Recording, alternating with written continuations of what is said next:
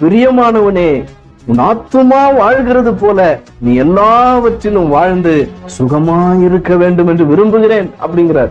கர்த்தர் என்ன விரும்புகிறார்? நீங்கள் எல்லாவற்றிலும் வாழ்ந்திருப்பதையும் சுகமாயிருப்பதையும் அவர் விரும்புகிறார். சிலருடைய வாழ்க்கையில பாத்தீங்கன்னா வாழ்க்கை இருக்கும், ஆனா சுகம் இருக்காது. நீடித்த நாட்கள் இருக்கும், ஆனா அதுல எந்த ஆசீர்வாதமும் இருக்காது. மனுஷனுடைய ஆயுசின் வருஷங்கள் 70-80 வருஷமா இருந்தாலும் அதன் மேன்மையெல்லாம் வருத்தமும் சஞ்சலமும் சொல்லப்பட்டிருக்கு இல்லையா?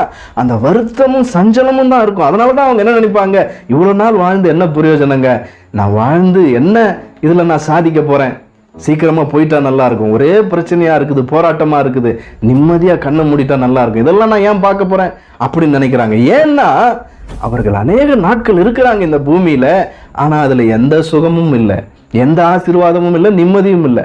ஆனா கர்த்தர் நமக்கு பண்ணுகிற வாக்குத்தத்தம் என்ன? நீ எல்லாவற்றிலும் வாழ்ந்திருப்பாய், நீ சுகமாகவும் இருப்பாய். ஆமென், பிரைஸ் தி லார்ட். எல்லாவற்றிலும் வாழ்ந்திருப்பாய், அந்த வாழ்க்கை சுகமாகவும் இருக்கும். ஆமென். அதுதான் கர்த்தர் நமக்கு பண்ணுகிற வாக்குத்தத்தம். இதை விசுவாசிக்கணும் பாருங்க. நிறைய பேரு பைபிள் என்ன சொல்லுதுங்க, மனுஷனுடைய ஆயுசின் வருஷம் 70-80 சொல்லுது. அதனால 70 வயசு இல்ல 50 வயசுல ரெடி ஆடுறாங்க நிறைய பேர்.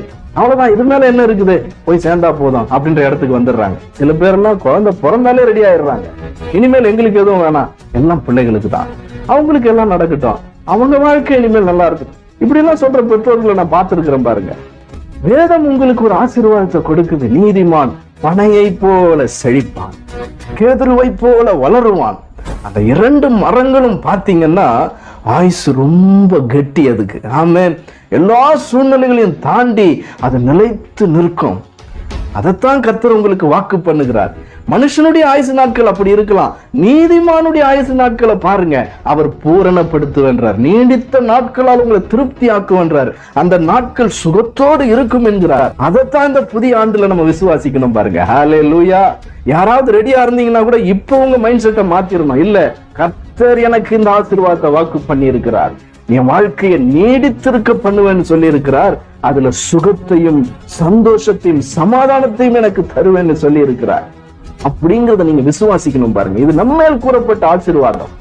இழப்புகளை சில பேர் சந்தித்திருக்கலாம், சில பேர் போராட்டங்களின் ஊடாய் கடந்து வந்திருக்கலாம், வியாதிப்பட்டிருக்கலாம். நான் சொல்றேன், அதெல்லாம் கடந்து போனது. பின்னானவைகளை மறந்துருங்க, இனி முன்னானவைகளை நோக்கி பாருங்க. இந்த ஆண்டுல கர்த்தர் உங்களுக்கு சொல்லுகிறத நோக்கி பாருங்க. இதை விசுவாசிப்பீர்களானால் இந்த வாக்குத்தத்தம் உங்களுடையதாகும். ஆமென்.